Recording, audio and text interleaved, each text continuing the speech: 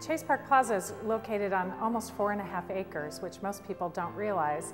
And most people just associate it with the hotel because that's what it's known for in town over the years. But it really encompasses the Park Plaza as well. And the Park Plaza is a 27-story building that is really a multi-use building. It contains meeting rooms, our conference center, a concierge, it has our salon and spa, it has hotel rooms. We have 51 extended stay corporate suites. And then most recently we've added 86 condominium units. So we are home to over 50 families. My official title is Vice President of Development and General Counsel. She was involved in the very beginning when she was a partner at Greensfelter on the legal side of the transaction, and I just was putting the deal together. But as we eventually worked through the deal and actually acquired the Chase Park Plaza, she grew as a person and she grew with the deal to understand what we all probably didn't know at the time. It started out as a real estate deal, but then transitioned into a rich piece of St. Louis history.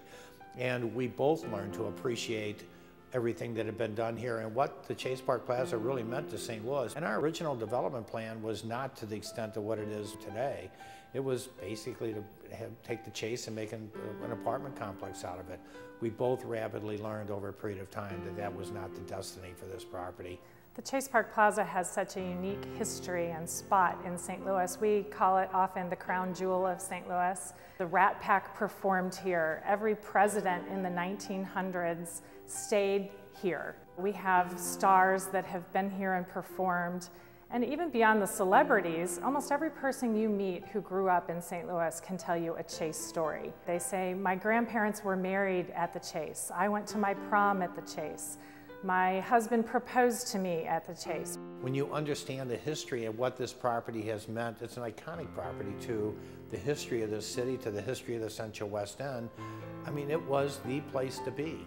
The property was shuttered about 15 years in the 80s, and it could easily have gone the way of many of the historic buildings in St. Louis.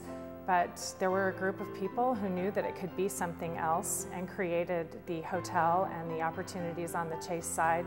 We've taken that one step further and created the opportunities and the vision for the private residences on the Park Plaza side.